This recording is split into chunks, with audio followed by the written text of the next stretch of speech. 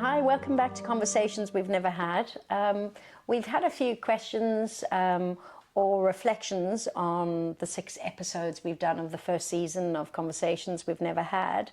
And obviously some episodes sit with people in different ways.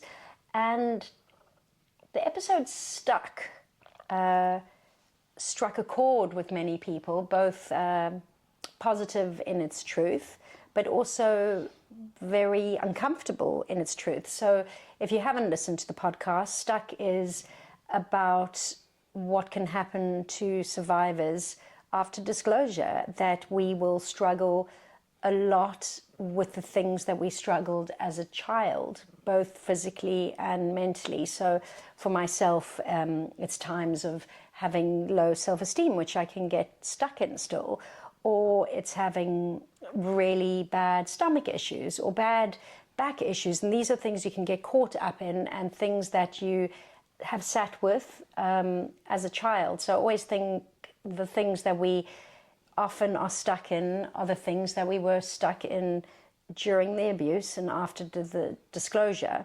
So that made people really uncomfortable to think that moving alongside your story, you can still be stuck.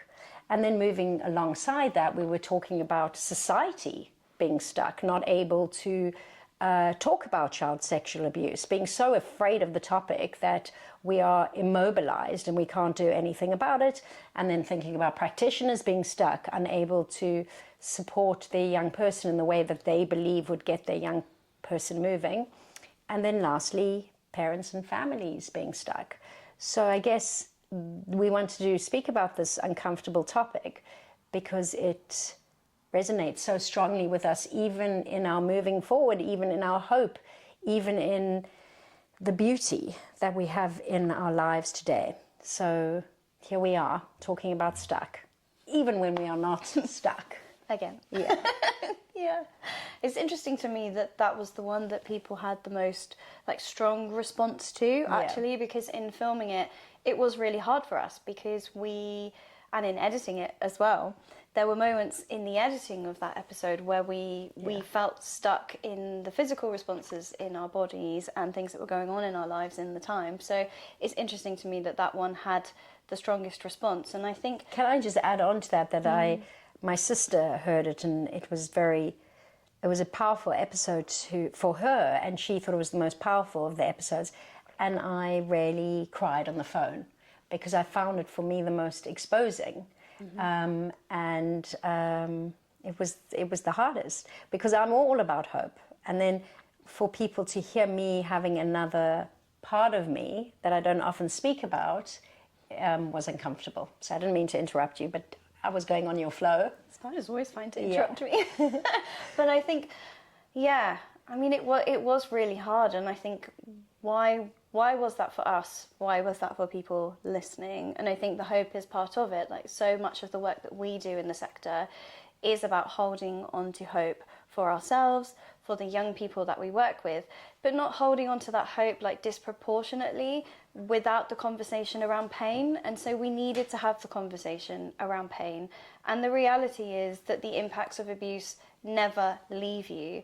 And I think for a lot of practitioners that we were working with in the space, their hope sits in the place of, I have been trained to provide this specific form of support or intervention. And often when we're working in services, we're actually not funded to work with people for very long periods of time. So to hold on to the hope that those interventions are the things that might help or that might fix a person, I've often heard described, to then be met, I think, perhaps with the two of us saying, this is a lifelong journey. The physical, the social, the mental health things, they never go away. You just have to learn to live alongside them. I think can be quite hard for people to hear when your hope sits in that place, your hope of the promise of some support and intervention being the thing that will change a young person's life. And so I guess for those people, I would want them to know that those things are incredibly precious. They are so helpful and important, but it's an ongoing conversation. So what can you do in those 6 sessions, or what can you do in those 12 sessions that make a difference right now to the person and the moment that that young person is in, because it will have value even if they choose and make an active choice to step away at session 3 or session 4. The fact that you've been able to connect with them, or that they've even reached out to you when they feel stuck, is so very precious. I think stuck is not about the fact that there is no movement, no hope, no forward momentum.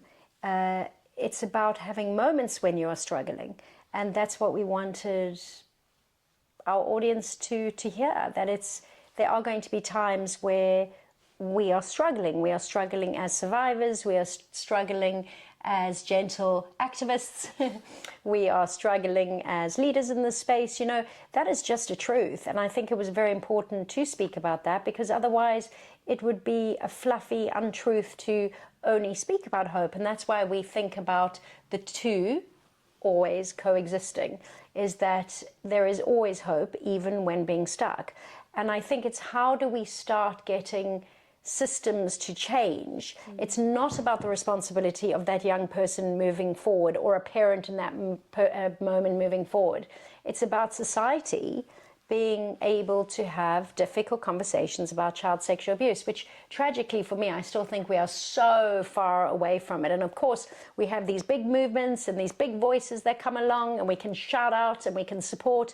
But what about the long, hard work that is continuous, and it's exhausting, and it's ongoing? And I think those are the conversations that we're going to and should be having really all the time.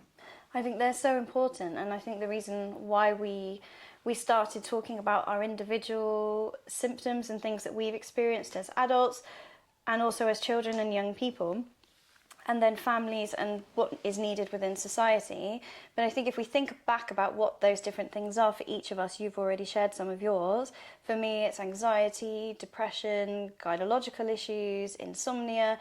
These are still issues right now that children, young people and adult survivors are going to GPs for. They're going to health professionals, and those health professionals are not asking, they're not stitching the narrative behind those different symptoms that are presenting together that would enable a child or young person or an adult survivor to understand their own experiences, or understand how they need to learn to live alongside those things. So often one of the most common consequences, particularly in adulthood, of experiences of trauma, not just child sexual abuse, is something called fibromyalgia, which is a form of arthritis. Which I was diagnosed with.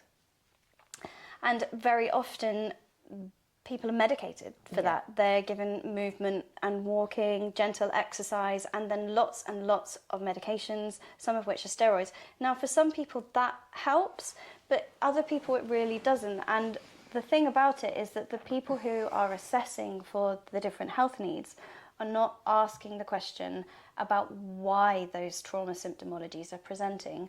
So for us, it felt really, really important to share our individual experiences, so that if other people had similar experiences to us, and if practitioners were listening along, they might think to ask the question and the next time they came up. I think so much of the time my head is much stronger than my body, and my body is what tells me the truth, that I'm struggling, or I need to slow down, or I need to quieten myself, because we are always working and talking about child sexual abuse and working with families and young people. And I think it's now about when, and I'm sure it's the same for you, is when you are stuck, it doesn't lock you up in the same way as it did before. You know you're in a moment, but it doesn't mean the darkness takes over everything.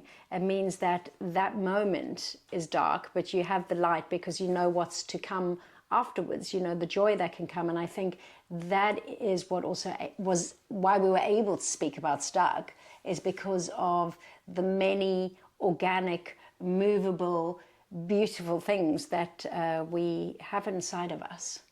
Yeah, absolutely.